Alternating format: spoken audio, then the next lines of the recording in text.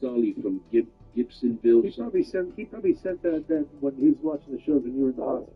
That's probably what he said UNDI, so I doubt it. Sully, Gibsonville, South Carolina. Nicole P. Wilmington, North Carolina writes, I love how real you are with both companies and you take no shit from the neck beards. Ronnie Joe Parker, Quitman, Mississippi. Logan, Marysville, Ohio. Firefly Forever, Denver, Pennsylvania. That always has heat when you take a city and put it in another state. And I need my kazoo quota, so. Josh Flober, Athens, Tennessee. Casa D18 Studios, Victorville, California. Desmond Butler, Lawton, Oklahoma.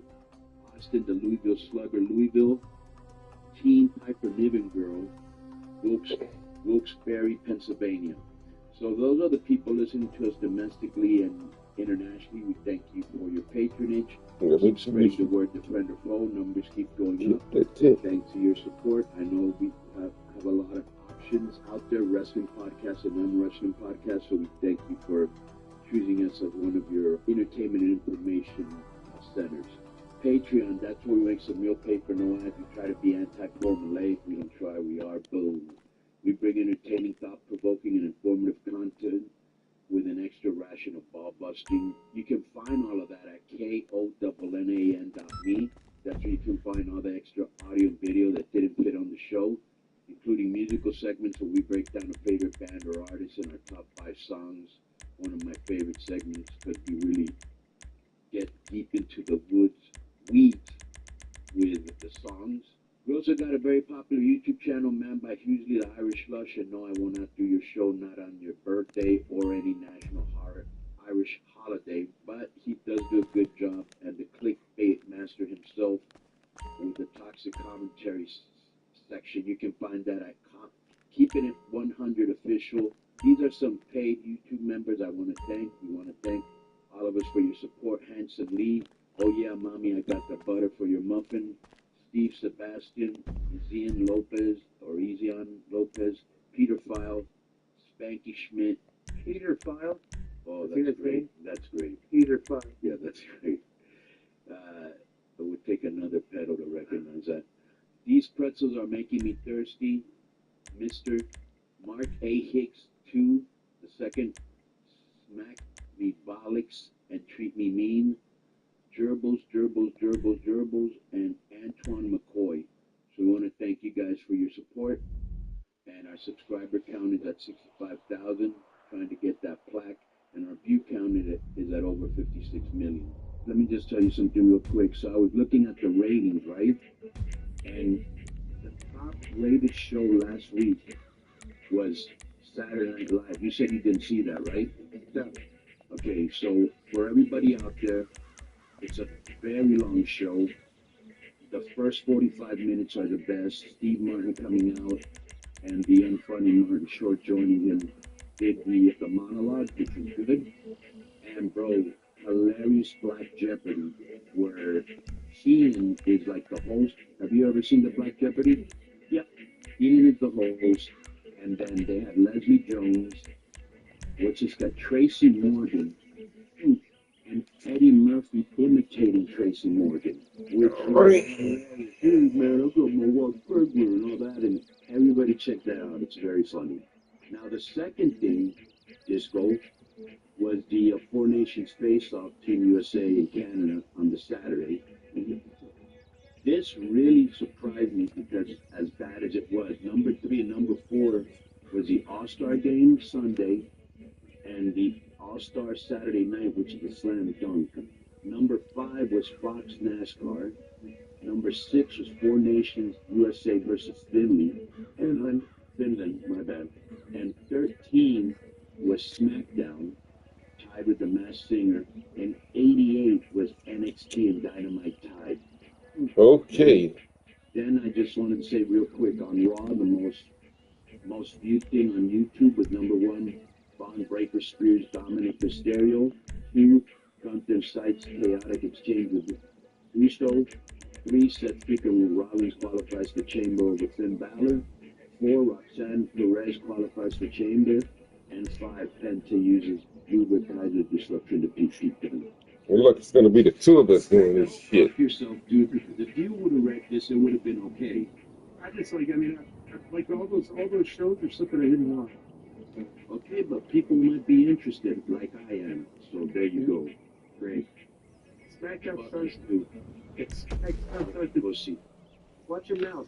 We just started a can of whoopers joke about weeks back. I was making fun of you. Be ready. Be ready. Well, you need to be ready. You be ready too, bitch. Like I can't go one-on-one with you. Like you're too waiting for me. Ready to optimize your nutrition this year? Factor has chef-made gourmet meals to make eating well easy. Their dietitian approved and ready to eat and eat in just 2 minutes. You can fuel right and feel great, no matter what life throws at you. Factor are fresh and fully prepared, and they're perfect for any obstacles this year with ingredients you can trust, convenience that can't be beat. And this is no BS. Factor meals, they are delicious. There's a huge selection, and yes, they only take 2 minutes to prepare and on your first bite.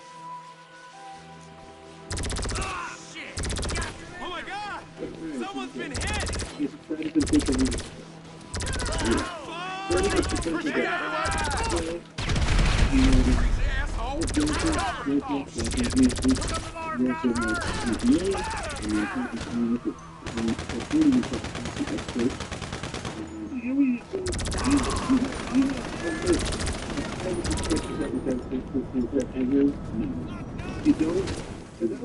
Damn. Then the suspensions, then the data or something. People can create a database, suspensions, to identify habitual offenders. Yeah, criminal exposure.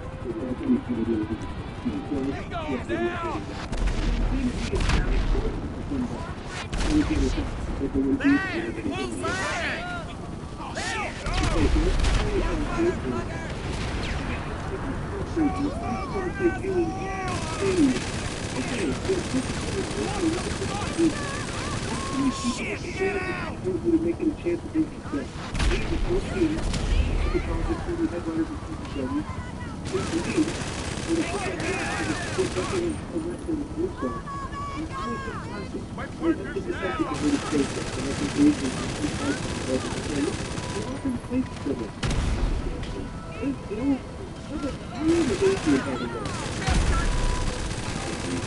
Maybe, let's say for instance, for example, 6 years old, okay? There's a possibility that you can succeed with this nightclub. I want professional wrestlers looking at you as one of the Damn, I was taking it.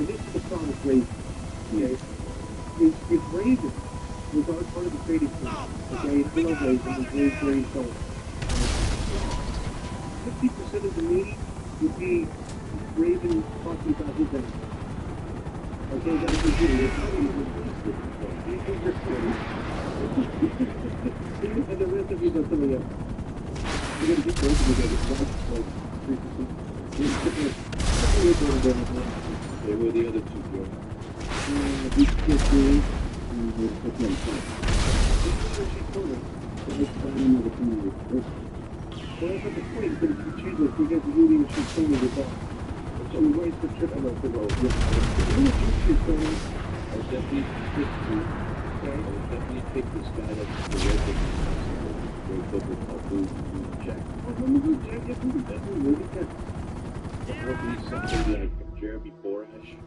I think Abyss was very underrated. I would bring in Abyss. He's also Jeremy's boy. Right. Damn. Just let me add a couple wild cards. I would bring Dutch in. If you and Dutch have had history together. No, it had nothing to do with history. Yeah, but Dutch is absolutely a very good guy to have in. The only problem with when it was me, Russo,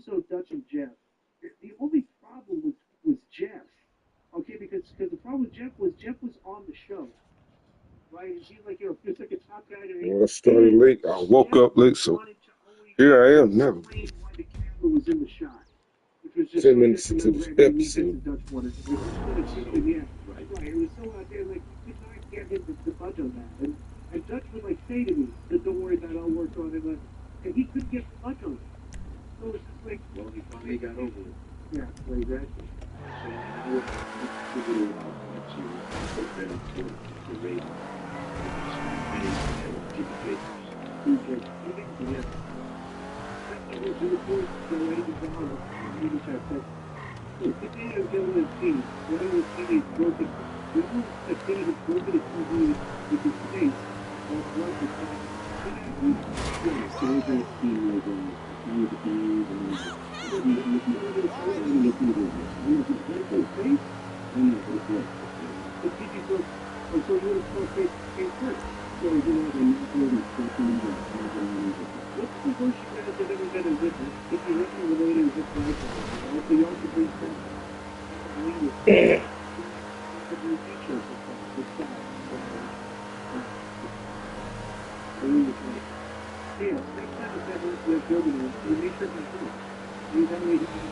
Massive black eyes. Hey, prime time. It's a storm tomorrow.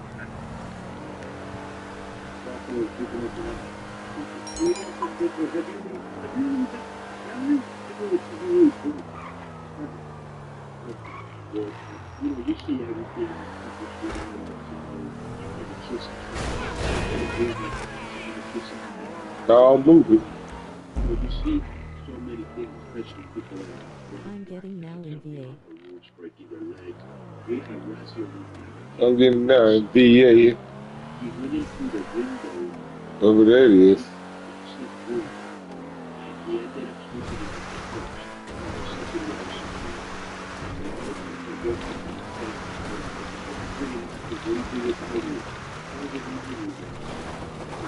Virginia. Oh, I'm sorry. You're a fucking asshole. Hell yeah. Anyone that had enough of you assholes on welfare fucking with me. 82 means 2 days of back reception. 86 means you walking out from your bed. Go back. I said I was sorry. My shit just spiraled out of control. Get the hell off of my case. Oh. Oh, you're getting to Virginia. Yeah, okay.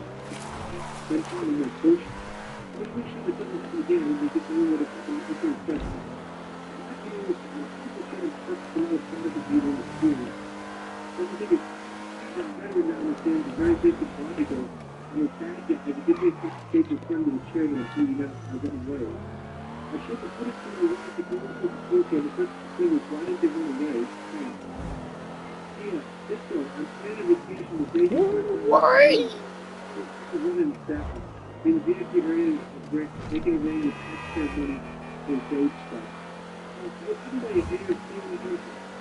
Send me your real name via DM. So you could be saying with your friends, if you have a joke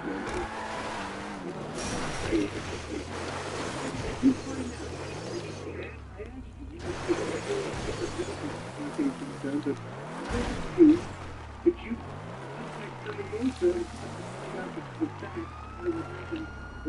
the postmaster and the Megan Rain and the Jones report? Did you get that done? Tornado watch, high lines, high winds, thunderstorm and mad rain. Made inside but got drenched. Okay. You be safe out there. Okay. So next week, we're going to go by the end of the show this week, you can have that information. Right. Okay. So right now it still looks like I'm sticking to. Oh, by the way, people were tweeting me about this funny. It was hysterical. Alvarez was talking about the situation. Right on the show. There's been some little things that last week was explaining. And he was saying that a week or two, the people that I spoke to the said, why don't they have every production meeting It's an all right. It's like, if you want to say it, it's not production. How long did it cost to bring up production? Yeah, long time. Right? I'm More than a year. Here's the worst thing. A show besides wrestling, right? I've never ever been to a place where they didn't have a production meeting. You cannot run a show without a production meeting, but this is what happens when you get a guy, this happens a lot. I see this so much in my profession. He watches a lot of wrestling, therefore he's an expert. He doesn't know what the fuck he's doing, bro, but that's why people usually use the same bookers. Because it's not easy to do. Anybody can know what is this guy doing, or what is that guy. There's so many more intricacies and shit that you don't even know about. That you don't even read about in the dirt sheets. Okay? It's not an easy job that he's doing. It's not. I look at one thing that he does, that every booker that insists not good at it, okay, has done in the past. Oh, they don't know how to elevate a character. It's like they'll take a character, they'll beat a guy with a belt, Oh, and man. he's perfectly home on the floor.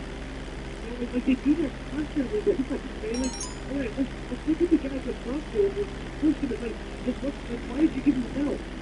The belt is supposed to be a dynamic support kitchen. Keep him on the top end of the car, supposed to study it. So it's like, remember like who was that? It could be a different Lawrence. I mean, everyone was Daniel Garcia. Daniel Garcia before the belt reached it, because that's the main thing we want people to do very quickly. People don't just kind of push it because they're scared to beat people above the old like that. Because they're scared. It's scared pushing. You don't want to beat this guy and then like, don't push the guy that needs to beat him. Nice stuff.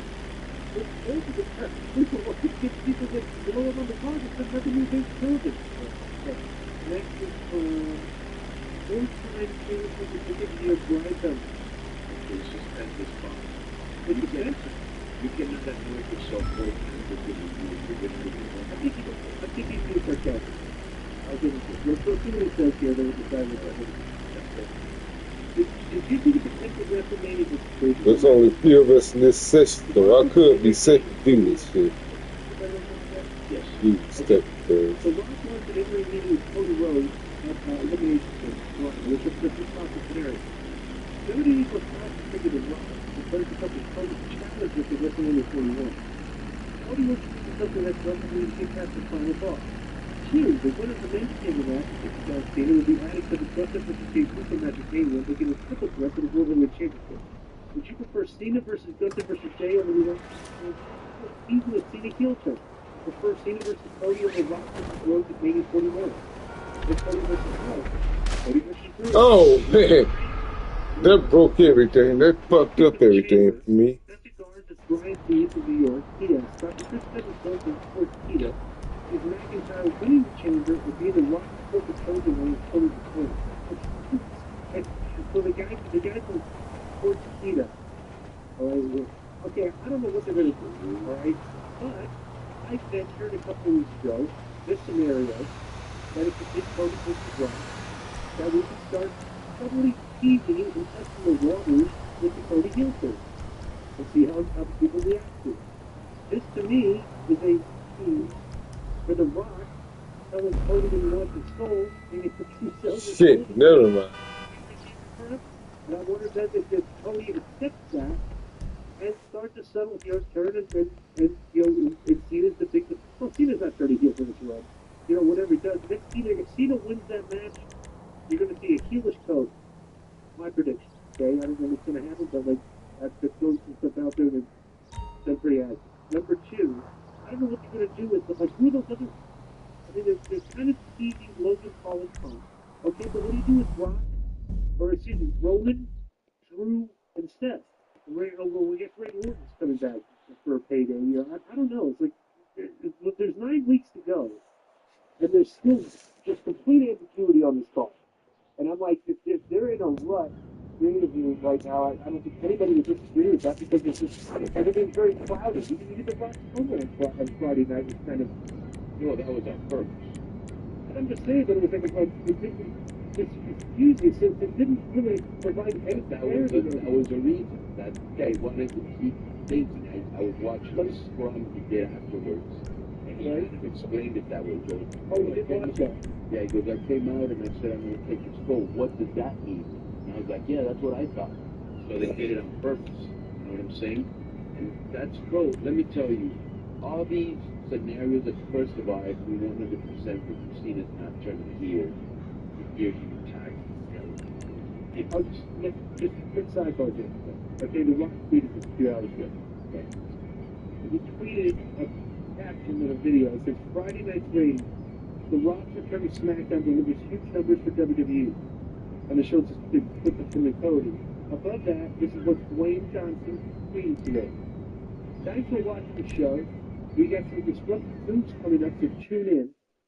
Love playing this audacious, unpredictable character known as the Final Boss.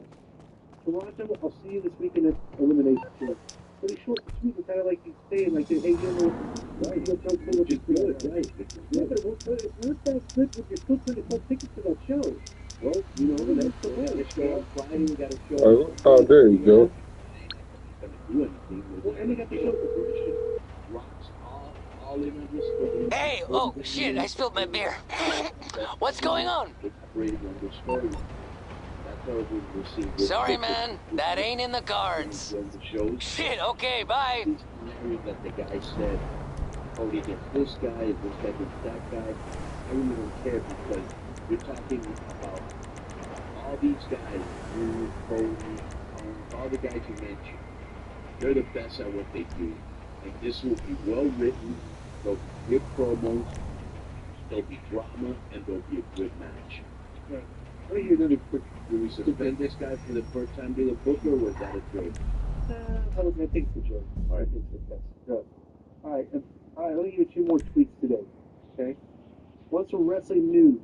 At Wrestling News Co. Okay, and that's what I think Eric Bischoff spoke about this too.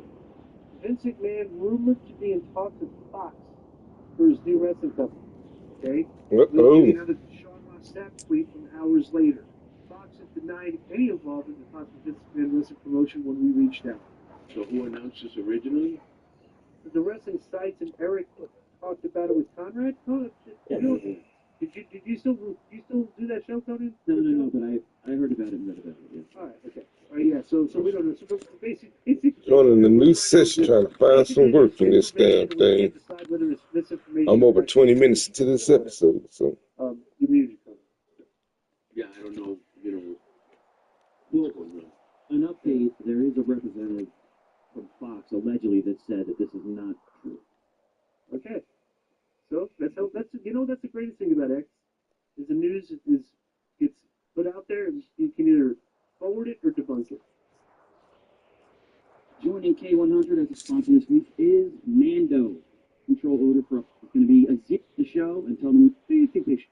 I just told you. I think that all those guys are the best at what they do, and whatever match they decide. I'm just waiting. I'm just waiting. Well written. There'll be drama. And So be patient with me, people. Any of those guys, I'm cool with it. All right. So, There's two glaring things that's been a problem with the show. Okay. Number one is the lack of ambiguity going into WrestleMania. Number two. Other places Bro, I'm at what type of feud does Roman have? Except on the show. Like, how many shows has Roman been on? /BlackLaCKICE19887. He's like one of their biggest You stars. can find the that list used to of all be commands weekly here episodic television, https sit in the room, you know, /STREAMELENENTS.com and the show is suffering because /BRINLG100/CONNANDS. right now. Lerp. I wouldn't He disagree. took the To start, those you know, so watching, it's like, so, thanks for what do you do with And Roman? it's so funny because he was the hottest thing in the company, bro. And you worked your whole career to be the man. And now that you are the man, you're taking time off. For example, the whole angle was designed, and the crowd were saying, we want Roman, we're designed for Roman to come back to a babyface, correct? Where's that babyface run? Non-existent. It's like it's not even a run. It's just going to show a couple times, and you know. So this is my opinion. You can right? find a list of all I think commands here, we can get Tony https://streamelenents.com and against John Cena and against Roman. So /BRINLG1000/CMMANDS. I'm thinking that there's like, because sometimes it's a different, it's a different era. Like Triple H, like you look at the landscape, the show has been like, we've been talking about this, the show has been flat for a few months now. Like, it's not as compelling stuff. I think, all right, let's make a major disruption here. Let's turn our biggest babyface heel. And I guarantee, to me, I guarantee that creates massive interest. Okay, let's see what this guy has. Destroying champions in like recent history. Look at the numbers, What do you think?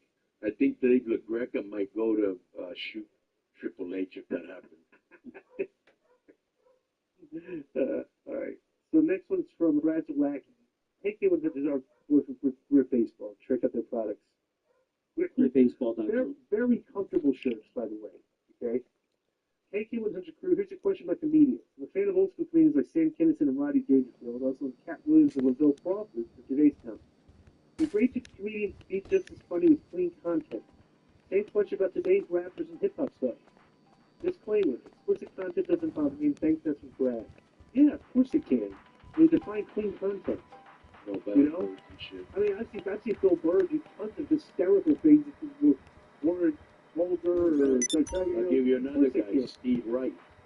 Yeah, Stephen Wright was 100%. He was I'll give you another guy, Greg Giraldo. Who's Greg Giraldo? He was a guy that Sure. Yeah, no, he's funny. He died, but he was a very smart guy. Like, he went to law school and shit. But anyways, he destroyed, bro. You have to see this. He Enjoy it. super destroyed. What's that guy? I think he's from Boston. That he was in that fire. Oh, Dennis Lear. Did you see that? Yeah. They got into it on. You should send that See ya. to Disco so you can see this guy's quick win against Dennis Leary. Dennis Leary. President left, whatever. Tried to bury him on Colin Quinn's old show, which was great. You want shit to begin with. Geraldo just buried him. Norm Macdonald did. He could do really good. But he could do great clean stuff on like talk shows. It's a silly question. I mean, obviously there's a lot of clean comedians, like, but some of this, Seinfeld. yeah, of course.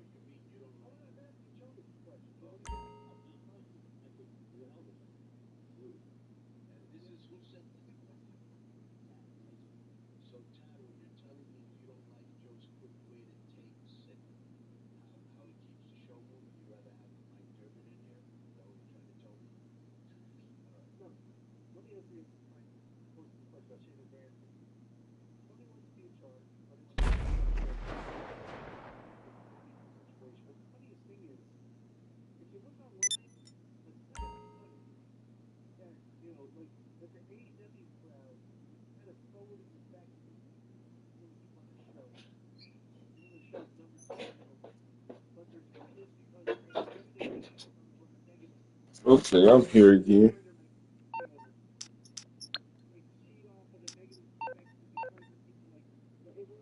Shit I already accomplished, so. Looks so different in the PS5 version. Spring car looks even shinier.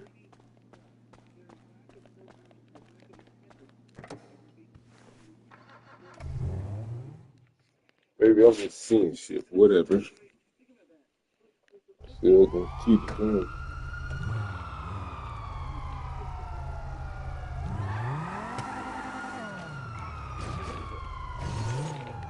look tight, brother. Thank you. Yeah, those are my cars. See?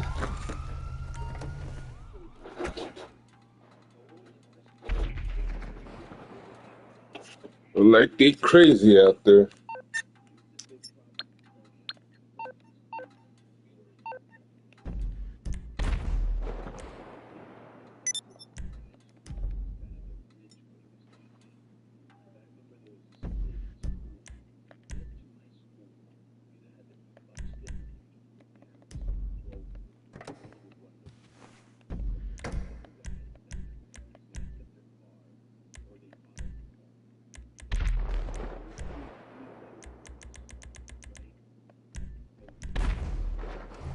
They would give us a ride to school, and during lunch, you either had to eat the cafeteria lunch, or you could go across the street and buy pizza or a sub, but you had to be driven there. So I would always hang out with guys like that because they had money and shit, and they had a car.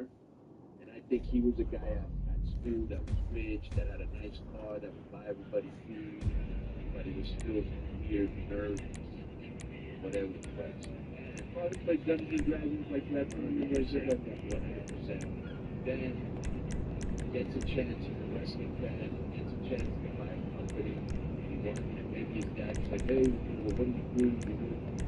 Are you ever going to be anything or you just don't like? So he kind of puts his dad this thing here. Got a little rookie joining. He thinks he's everything I've seen and everything I've heard, and I've heard a lot that I've posted. He's a megalomaniac. And all he wants to do is read his name like if he was Vince McMahon. And he wants to get credit for everything.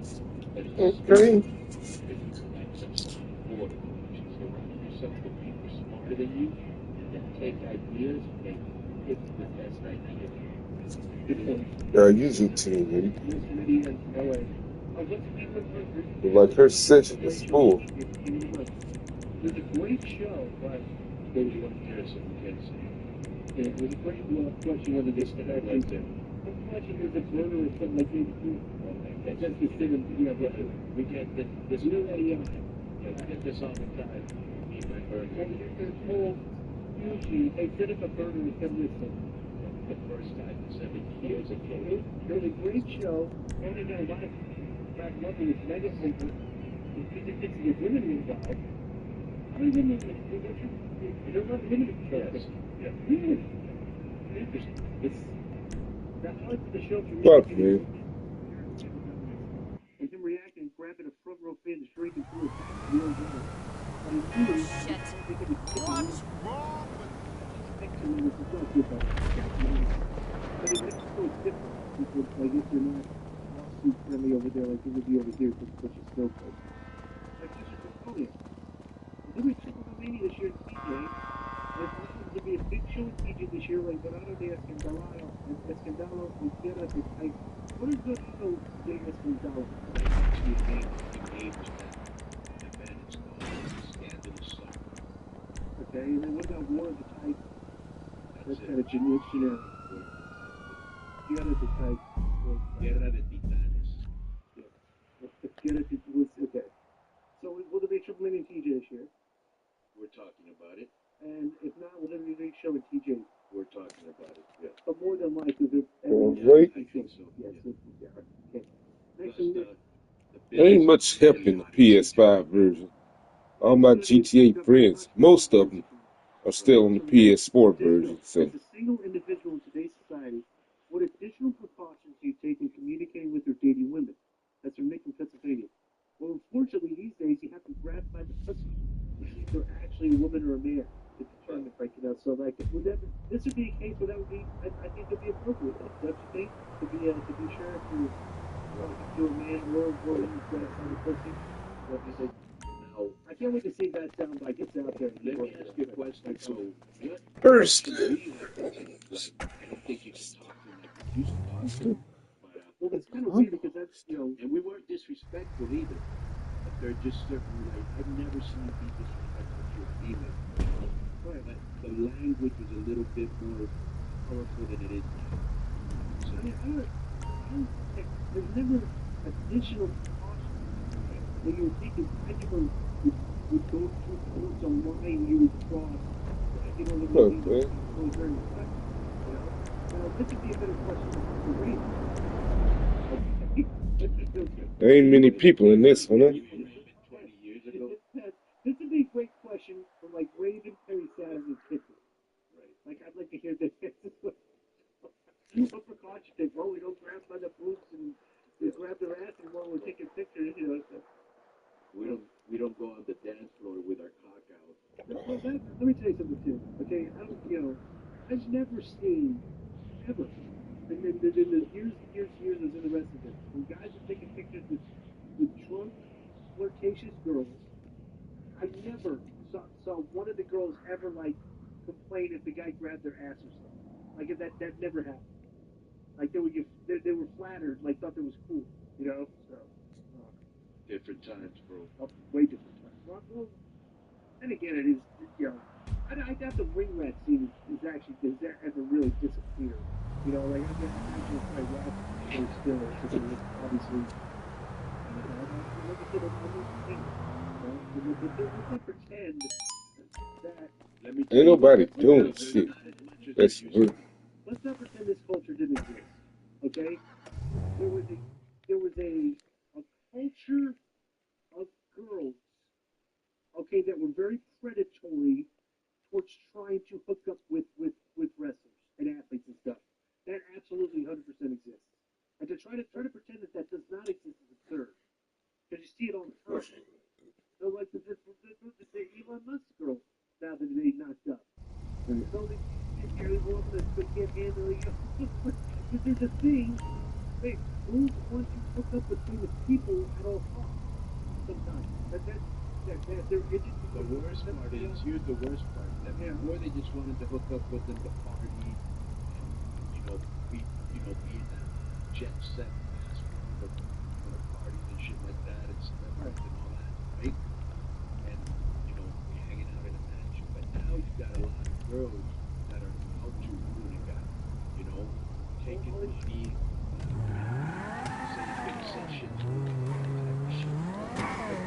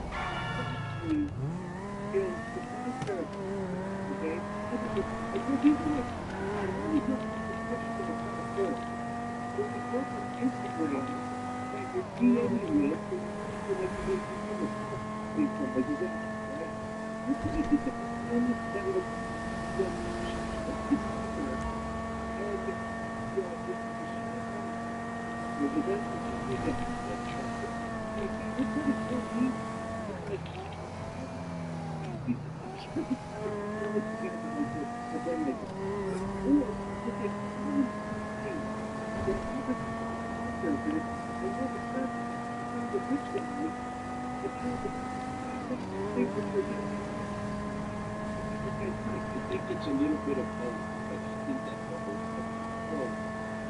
So, like, you don't put the person in the middle of the place, you know this professional, you don't say, how many of us do you think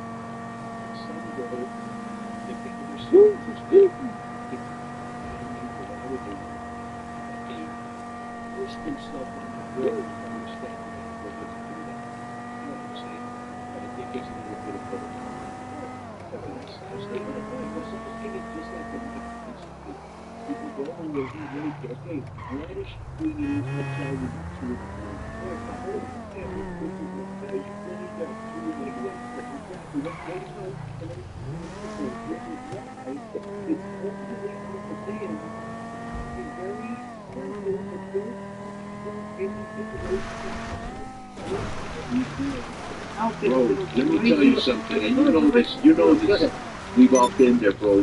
When it's late at night and you're on one, whatever it is you're on, and you're horny, all bets are off.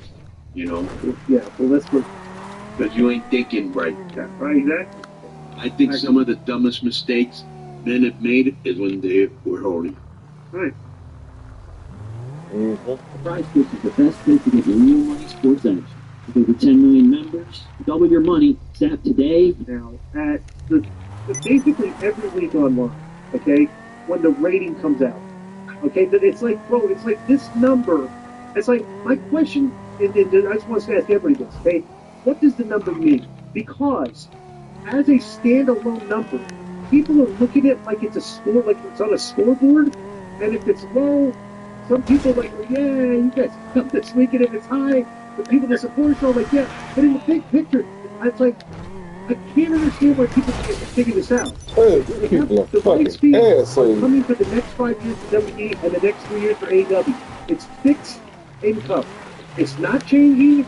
That number's not, for the next 3 years in AEW, it's not going up or down. It's just no matter what number they get every week, it's just that's how many people watch the show. Okay?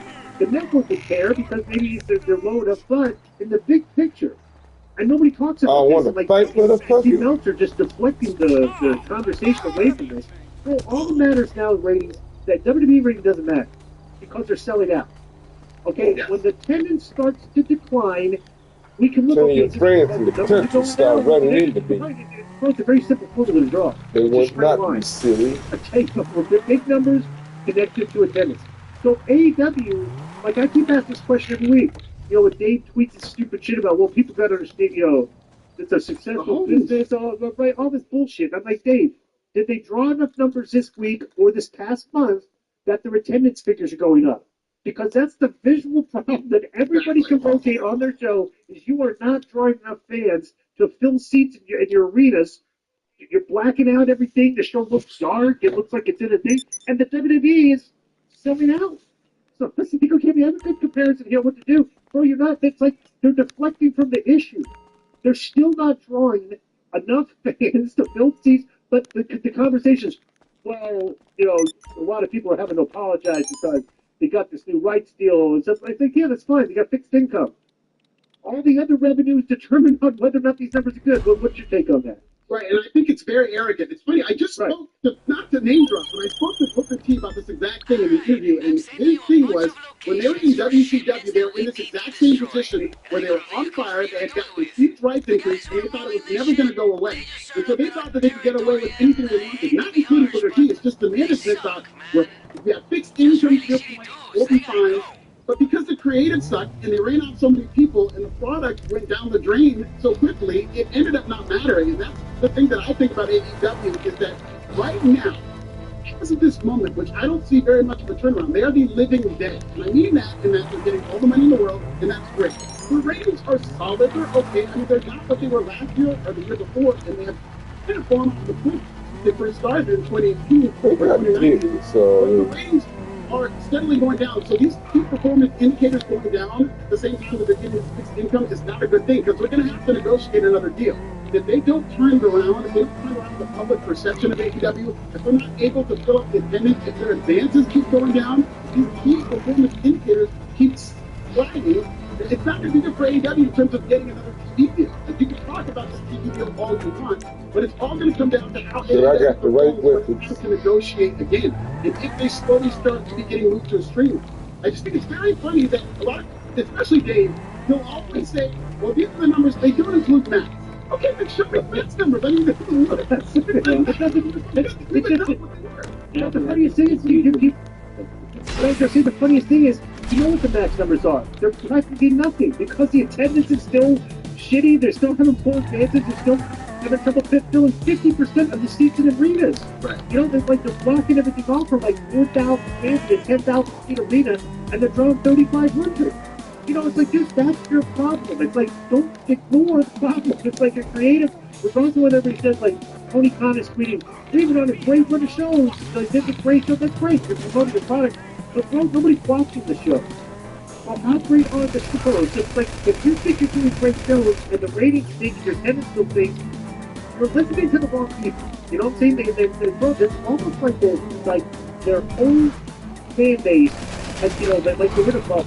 Okay, but now they're in a bubble and they're shutting all the blinds, the windows, and the curtains. Like they're literally closing themselves off from everybody else that wants to be interested in the product and just doing that TV for that fan base, you know? And it's like, it's hard to watch people react the way they do, but that's so obvious to me. And, you know, so this is the part of Joe, what did you want to say a long time ago? Yeah, that I saw, I think that was saying, so what he had tweeted, like, yeah, well, we know the numbers have increased on Max. And someone says, well, by how much? But we don't know that. We just know that we know they increased. So, Alfred, I have two questions for you. Here's the first one. So, when I broke into the business, it was still protected, okay? And so, I grew up as a wrestling fan, but watched it every now and then, you know, it wasn't really, you know what I'm saying? So, I had no clue about anything when I broke in, absolutely anything. And so one time I was in this van and I saw Fred Bastien, I don't know if you remember, it was an old school wrestler. Yeah. He was reading it, and then I was like, what are you reading? And I started to read it, and I could not believe, like, the lessons I got. I was like, I didn't know this, I didn't know this, I didn't know there was wrestling in Japan, I didn't know, you know what I'm saying? I didn't know that. And so he was almost kind of like a mentor to me because I would read the Observer and learn, you know what I'm saying? And I used to remember agreeing with just about everything he said, but I don't follow him like I used to. But I hear all the time from Disco, and I see you taking shots at him. What has changed about Dave? What's changed about? Because I see people saying he lies, that he protects AEW too much. Are those both true? He lies? That is true. I will say that Dave Meltzer, he is biased toward AEW. Right. Whether he knows it or not. That's a fact. He's got you know what's weird? He denies it. But you know what's weird, Alfred? Do you ever read The Observer? Yes, I do. And no, he goes all in on them. He goes all in on The Observer, but on Twitter he doesn't really. Yeah, well, what Dave does on Twitter, it's very funny. Because people get tweeting like Richard 10,000 times. Right. But he's still responding to the craziest things he'll leave out. Dave never takes any shots at me. He never says anything because he knows that I know what he's saying. I read The Observer, and I'm a very well-educated person when it comes to his bullshit, and he doesn't want that smoke. So what Dave does is he picks the people that he knows are crazy, and he responds to them like to make it seem like, oh, only the crazy people hate me, only the frauds hate me, but people like you and Disco and me who understand this bullshit. Imagine the fact that one of the things that people take exception with Dave Meltzer is he's got this very one-sided way of looking at wrestling. And you see his 5-star system, which doesn't mean shit. It's never meant anything to me. This 5-star system is only rewards New Japan and AEW, which is essentially a rip-off of New Japan, because they went and stole all of New Japan's talent, so they're getting all the 5-star matches now. And all it is this robotic analysis of pro wrestling that doesn't tell you anything about the emotion of the wrestler that went into the match. The fact that Hogan Rock isn't 5 stars, the fact that Hogan versus Andre the Giant, the fact that Cody Rhodes versus Roman Reigns aren't looked at as the all-time matches because they didn't have enough technical professional wrestling and they weren't super workers, whatever that means. That's one of those things that Dave Meltzer embodies, this nerdy type of pro wrestling that are the fans that will be around when wrestling is down on the decline. But in times like right now, when you got a lot of celebrities watching wrestling, when wrestling's on Netflix and it's mainstream, there's a lot of people who are the antithesis of Dave Meltzer who actually appreciate the entertainment aspect of wrestling, and that's what's always going to make pro wrestling money. As much as I love the type of, workers that you said, like when I talk about New Japan, and I'm in the LA area, I used to go to Lucha Underground all the time. I love the work rate aspect of wrestling, but I know enough to know that the value in pro wrestling is entertainment. It's being able to entertain the people, and that's something that's lost from me. Did you ever go to season 1 during any of those tapings? I went to season 2. The season where Rey Mysterio started coming in, season 2 beyond it. Yeah, was I still there? I don't think you were. No, I don't. Actually, I think you were supposed to be. Yes. All right. Yeah, I was there at season 1, and then I got fired in season 2. But I usually stole the show. So yeah, he did. Well, I remember you kind of. Oh, that was just unbelievable. So I think that. So here's my second question. Very good answer. The second question is, do you think this is my hypothesis, right? Do you think that the honeymoon was obviously over? But do you think that at the beginning Tony was getting a pass because it was fresh, it was new, it was different, and they were giving him Booker of the Year when he wasn't really booking anything great, and 4 times, which just showed that the influx of the fans and the observers is bigger than we thought? Because I was watching, we went over all the awards this year, And there were some where you were like, how did AEW win this? And we're not being haters. We always say this on the show, Alfred. You don't hate, you just state. You know what I'm saying? And so, do you think that people started to see the show? Because I cannot believe it. He doesn't have a production meeting. How you can run a wrestling show for 3 hours, for 2 hours, without a production meeting is beyond me. But nevertheless, you think people start to hear this guy's production meeting, doesn't listen to anybody, those temper tantrums, and he kind of been exposed to the point where when he went to Australia, he was booed, but obviously that was because of the bait and switch. But there was another time, which I'm sure you saw this, where he was trying to get people to chant some Inoki bullshit.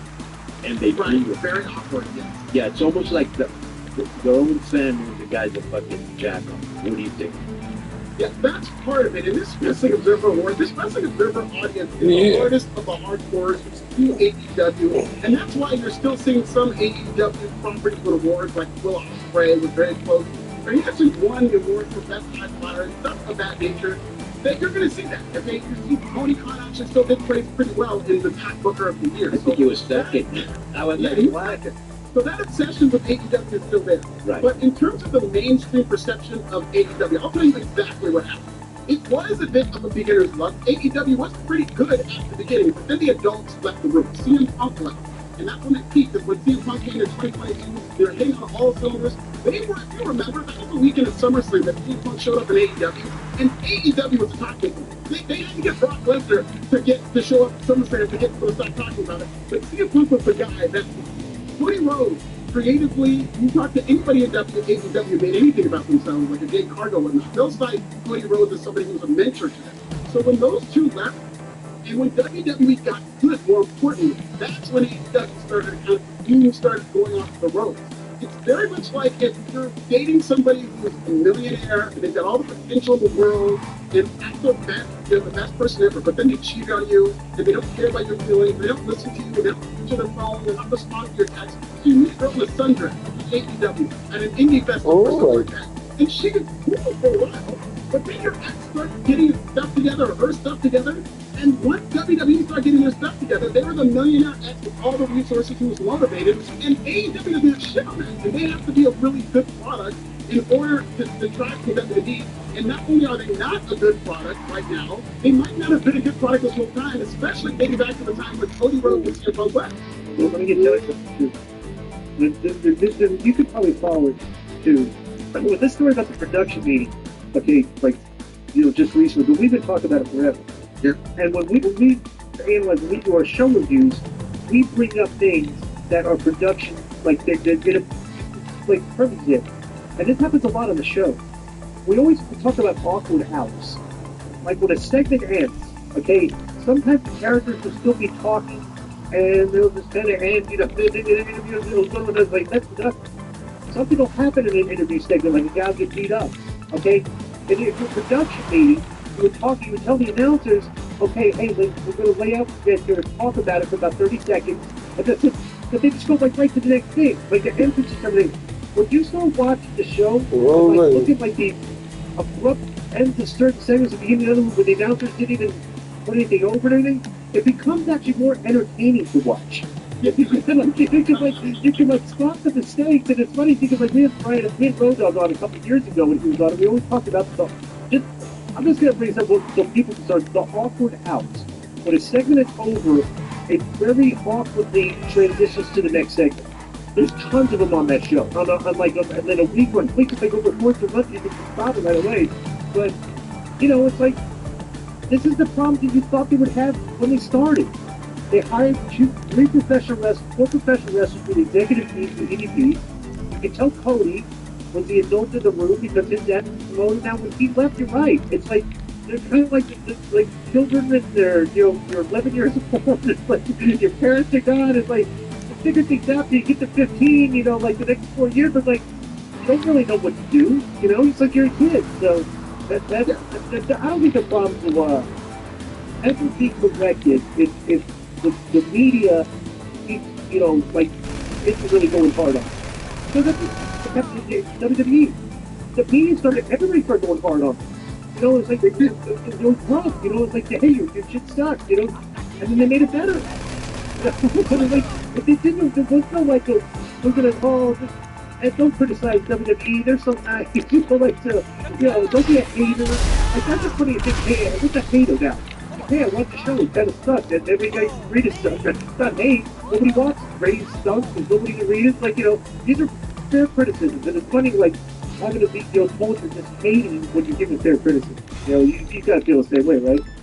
Absolutely. And that's one of the things that I think is one of the silent killers of AEW. It's obviously not the biggest thing, but there are so many hateable people who support AEW. And there are so many scum of the earth people who, if you say anything bad about AEW, you are positioned as a bad guy, as anti-AEW, right, as a grifter, as a fraud. And when you're just trying to promote the product, like these two things can be true. Like you can criticize AEW while still wanting to support the product. Believe it or not, much like you guys, I'm one of those people. People forget. I once interviewed John Cena, who asked John Cena a question about Max Caster. He put Max Caster over to the moon. And this blew up, and it was a very big moment for Max Caster. My favorite character on the show, by the way, right now. Yeah, favorite character on the show right now, by the way. That's I think Max Caster's doing a great job. And because he's not in this professional, he's in this professional wrestling environment, and he's playing this character, so it's not really clicking with a lot of the people who are reviewing it. But I think what he's doing with this best wrestler in the world and open challenges that he's losing and being kind of foiled for Hangman, I think he's doing great. Let me tell you my 4 favorite characters on AEW. Okay? Max Caster, Harley Cameron, Yes. Tony Storm, and Cowboy Shit. Yeah, And if Darby was still there, I thought Darby was the most interesting character on that show. This motherfucker's training to climb a mountain where like 100 people died in the past. He's crazy. You know that same Hey, oh shit, I spilled my beer. What's going on? Me too. Darby Allin, to your point, this goes about Shit, wish I could. Cool, man. Later. Later. A company like WWE, they would be doing a documentary. I don't know, maybe they have a plan, but they would be documenting this in terms of Darby Allin climbing this mountain so that fans can have another level of connection with him. Because this is an incredible story that's kind of flying under the radar. He's supposed to get one real quick. Man, I don't know about you, but I feel a lot better now. Sending over the money now. That's the hottest thing in AEW right now. Yeah, that is, of course, the hottest thing in AEW. The theme song is fire, and nobody's touching him right now. Yeah, let me what about MJF is going on through? We get a lot of emails along those lines too. That he's going to Hello, Josie. MJF is a different person in that if they broke, don't fix it, which isn't really broke. He's a good character. He's a great promo. He could do all the way over there. He can do what he's doing for the rest of his career, as long as he doesn't go on some racist rant, and he'll get over doing it. But he has not evolved. And my favorite version of MJF is when he started evolving, and the ratings started showing it. The closest AEW came to a turnaround is when MJF and Adam Cole had that better than you, baby gimmick where they were a tag team and they wrestled twice on All In. Unfortunately, Cole got hurt, but MJF, his character evolution started to show, and it wasn't the same stuff wearing, I'm gonna cut some low-hanging fruit promo. He was like trying to be a good person, and I thought there was a lot of depth to that. It was the first time I'd ever seen any type of depth to the MJF character when you're getting to see his personality grow when he evolved as a character. But then he went right back to being a bad guy. Why? Because he wanted to be a bad guy. There was no storyline reason for it. It was just behind the scenes. MJF wanted to be a bad guy. Tony Khan has no balls and no authority, so he just let it happen. He's back to being, not to mention it. Thank you very much, Josie. Morse Mutual Insurance. How can we help you? I think we can handle that. Fighting Daniel Garcia. Daniel Garcia disappeared, then Daniel Garcia came back. And it's like, what's going on here? Like, everything he was doing was bad, and his promos weren't like they used to. You know what I'm saying? They were very long, and now it didn't go away thinking, fuck, I can't wait till next week. But there were times when I was like, damn, I can't wait till out there with somebody next week. For the past couple of weeks, there's nothing problem with MJF. It's too important. If you want to see character on that, that type of character, work with Jeff Jarrett, work with work with all the people that are below him in the car. It's like thinking like, oh, he's going to no. You want to see it for WrestleMania. You don't see that thing. They totally corrected it. That's the thing, they totally corrected it to such attention. That's interesting. I want to see these guys interact on TV. Those are two characters that are going to be good. The other half, good promos, good matches. good everything. It makes sense. I heard you guys talking about how it just agreed that it did go on very long, but I very much enjoyed it, particularly him. I thought MJF got his A game, but his trajectory has been weird, but I like the fact that he kind of evolved as a character. I really like that he got to be in Cowboy, to drink the weird big man, to Cowboy, to just, like, you just look in his eyes how they become a different person. That's like a performance. He turned it up a lot. And I thought it was great. It just shows how over he is. When MJF goes, yeah, you burned some guy's house down. Yeah, you stuck a needle through his dick. You're like, you know what I'm saying? He can do no wrong. Well, let's talk about doing no wrong. Well, here's another detail now. How do you watch the show? What's your method of consumption of professional wrestling? So I watch Raw, SmackDown, Dynamite. On what? Streaming or okay, so stream. What stream? So what streaming service do you use? Raw, Netflix. Okay, when you use the streaming service, a lot of the streaming services. Okay. Right. I watched Dynamite on that one time because I could watch it one time. But I typically watch it through Sling TV. I watched Raw on Netflix, and then when Raw was on USA Network, same thing, Sling TV.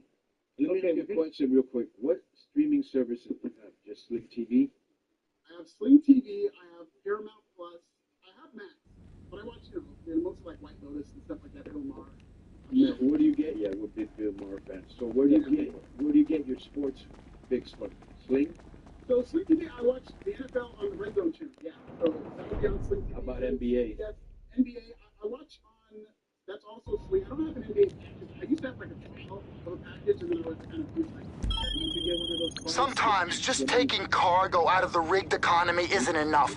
Sometimes you've really got to stick it to the globalists too. Take a plane and do a bombing raid on some rival traders. Then get their cargo and bring it to the hangar. I want to bring up a point, okay? So you're a big fan of Bill Maher, perfect. That brand that Bill Maher just had recently on his page about how watching football was streaming. Yeah, absolutely right. It's a pain, okay? And yeah, but hey, this is my thing with the Netflix numbers of Raw started off huge. You know, like, and then they gone down, and they settled at like about $3 billion a week, whatever, right? And I just wonder if it's like, oh shit, Netflix, I can't change the channel here. When you're watching the series, you gotta log out, you gotta go see, it's not like I can listen to everything. So I'm just wondering if people are now, okay? I said the WWE's been fantastic job since they made everything done. When you can stop watching the show, like not one show for them. When you do that, what is the team on Kiss.com, that's the show for fun. Every 15 to 20 minutes, the host, a 2-minute clip of like the start of the interview clip, you can follow it on that. Yes. You can go back after the show, so you go on YouTube and watch, right? And I'm just wondering, like, what percentage, let's say, sometimes say 1.5 to 1.8 million people watch the show live on FBC United States. I think there's a problem of at least double that. That is just, what I call burn people who not watching so much, but doing enough of the content on a weekly basis. Eventually, I think that's just why they're attention. So you can watch the show. You continue to cover every single storyline in detail because it makes it with the right storyline. But every single people you think will watch it. But it's not like you don't put the basic concept in the weekly basis.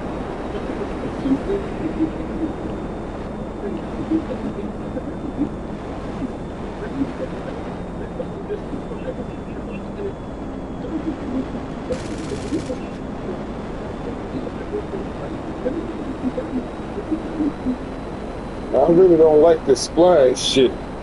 Y'all making the best of it.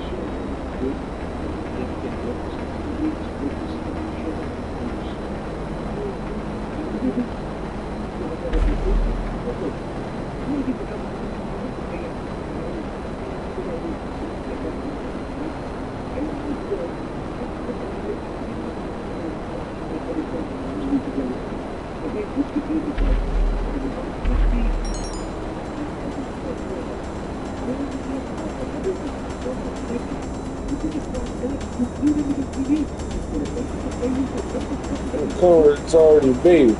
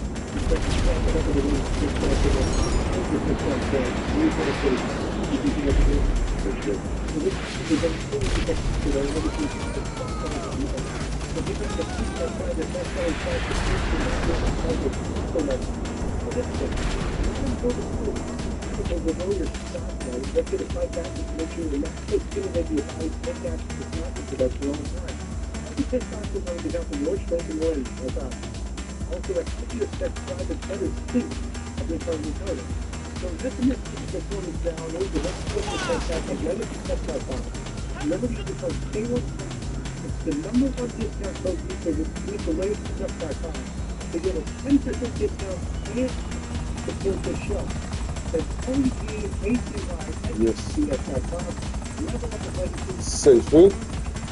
I'm safe, huh? To listen to this, we get great testimonials from our followers that use this. If they're losing weight, feeling better, getting more muscular, great products there. Avoiding all this weight. Right. There's a reason why this is their best-selling thing. We've been doing business with them for 3 years. You know, the step up team is the beetle that helps with your energy levels, it helps with your workouts, and, you know, the stuff. So that's why guys over 40 years old just wanting to get the PRT therapy. You know what I'm saying? Because it works. So we use these products ourselves. You can't go wrong with them. So get healthy, stay healthy with legacy stuff. Did you watch AEW Dynamite? Alright. That's not very good. Okay. So, they're a small influence for the top of the league. And they're one of the people it's kind of a difficulty they're trying to get instead of Let's go, yo.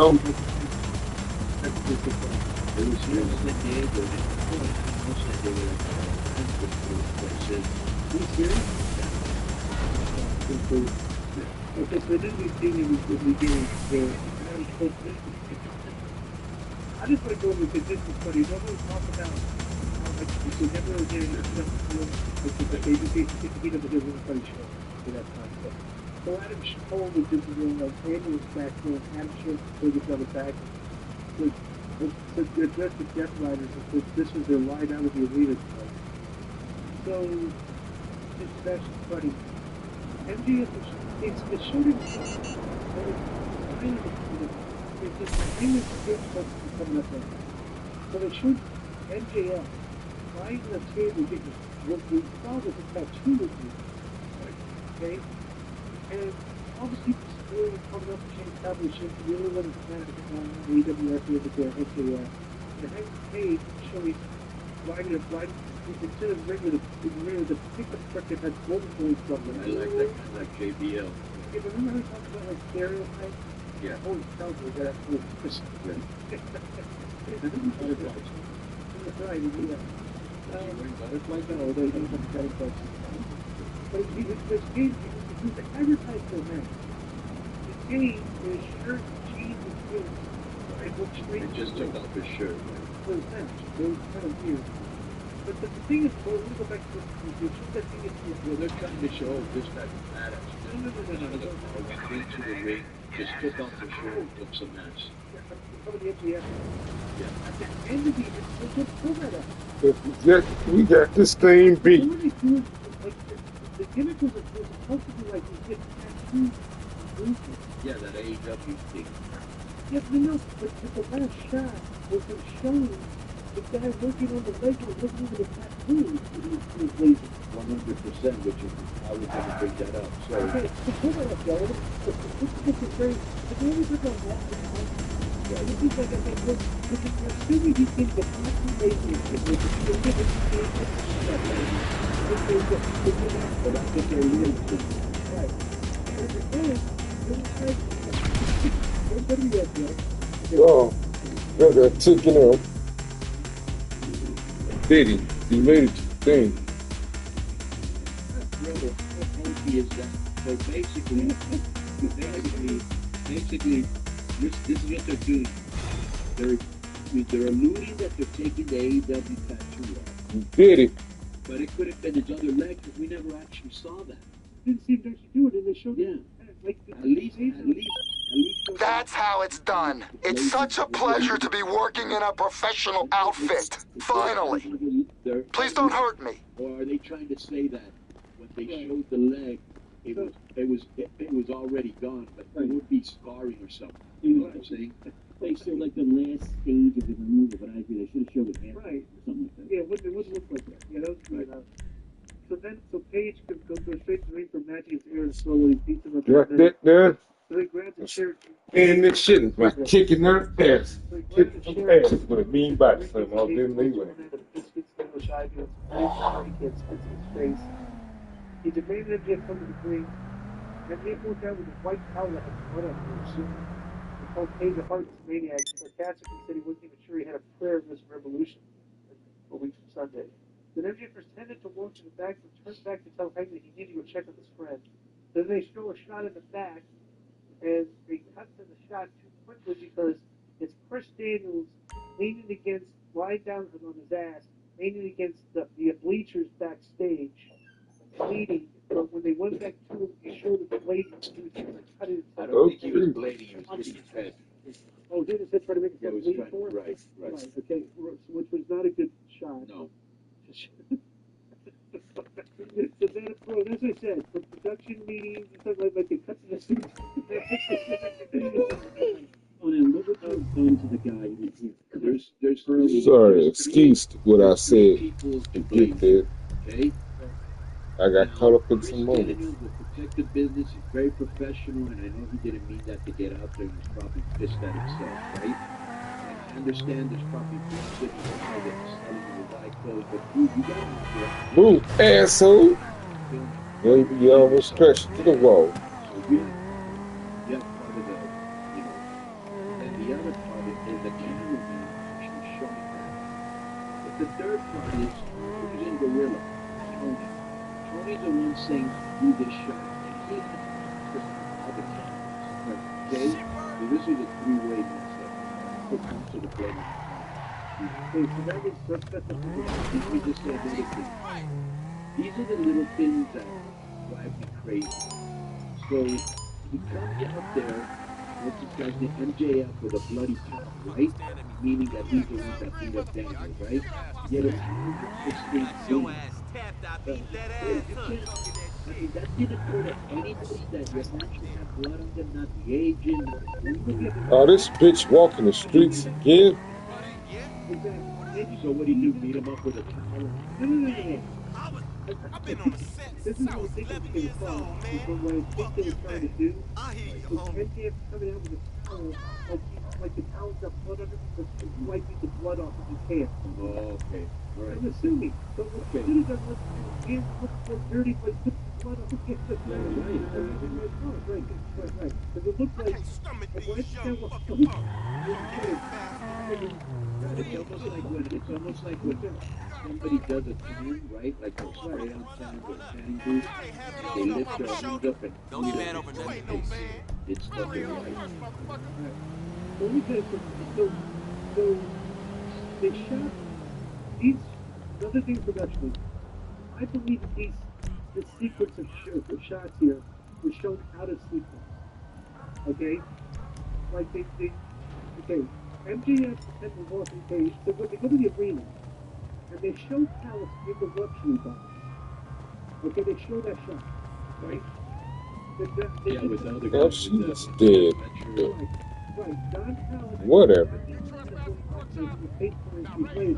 So then they show they go backwards now. Hey, you know where you belong. Then they go to a video of Jericho beating Santino.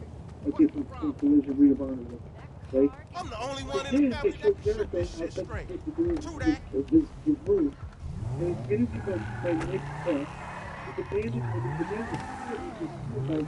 tired. He apologized. And asked how the blind people after that came together. But Jericho quickly introduced Count. And Jericho finally looked to himself and said, okay? So then, for some inexplicable reason, Will Ospreay gets a first entrance here. Okay. He's a big star. He comes out first, right? And then they did the video. Oh, he's like going to, he's like, Ospreay. But, well, because the show is flat right now, they're not going, the crowd, like, not a lot of the crowd can expect to do with this entrance. Like, look at the Jay Uso entrance. Like, the whole arena is lit. You know, with Will Ospreay and the thing, like, 30% of the goes to the Ospreay show. You know what I'm saying? It's just like, we're not, yeah. But the way this should have been shot, okay, was, they said they should show the Jericho stuff, and Jericho's playing Jericho, and then Alex come down to the booth, and he said,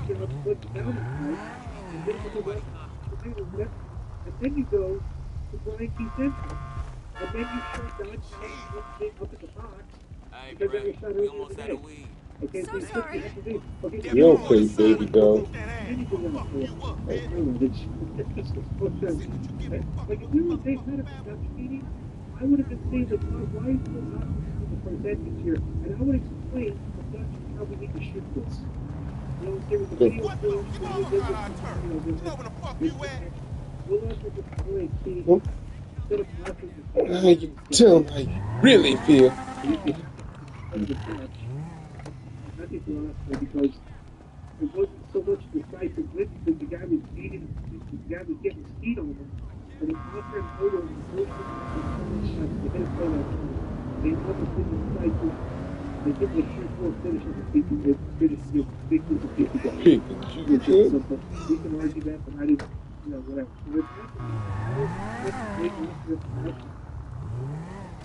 And only the generous flow to use to society was not that great.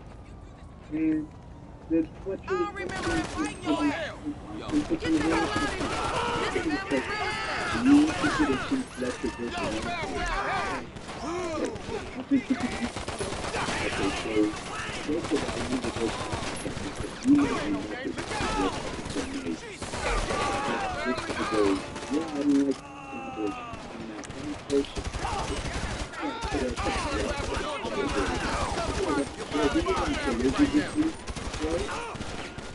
Fucker sold out. Sold out to CJ Sprickler and Lamar. Sweet and all that.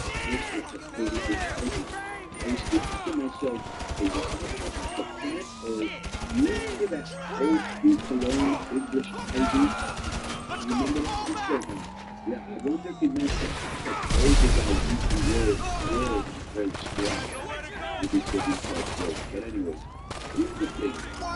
Jericho did a good job of chopping up money, but nobody was buying it.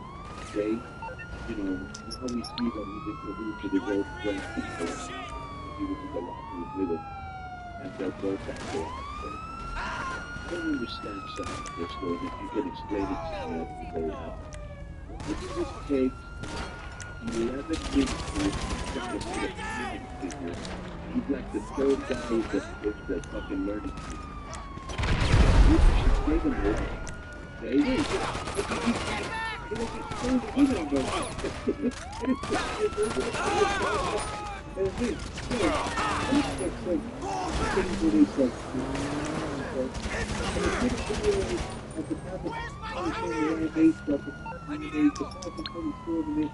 They would update 24's health of divisional schedule. So this Saturday, they got their so what do you think the text says? Suspect is heading I north. just gotta see this whole thing. This is Terrible. It is. Somebody tweeted pictures of these controversial. Anyway,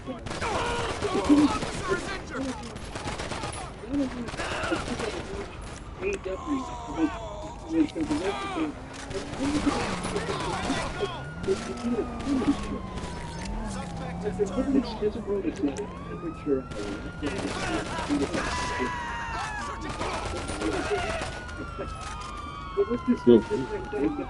people that stick out and doing like the Hurt Business and bullshit. Just about everybody else, and I know some people who just glorified indie comedy. I showed something on YouTube, the fucking that's the first time book of the year. YouTube channel to go through other stuff. It's a great place. So we're going to play about this is brutal. So it's in a video called there's also the time of it, okay? And it shows the show generally the economy and talks about the economy started. I'm just thinking the show always follows the same song, but I think it's cool about the people that started thinking about it. We need to get a video.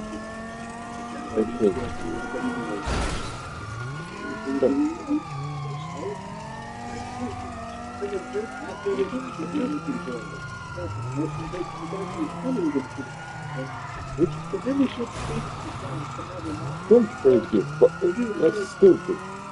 The backstage area looks like a situation. That is.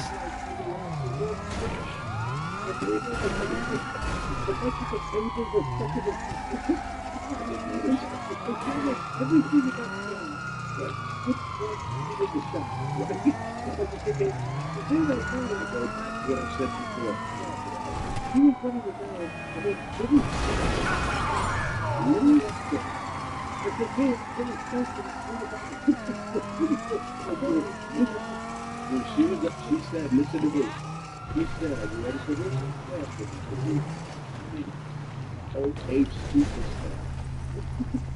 Okay. I think we should end it here. There's a background of fun that goes through to look at the baseball bat. Okay, all right. Just those, no, look at the wall. Go back, bro.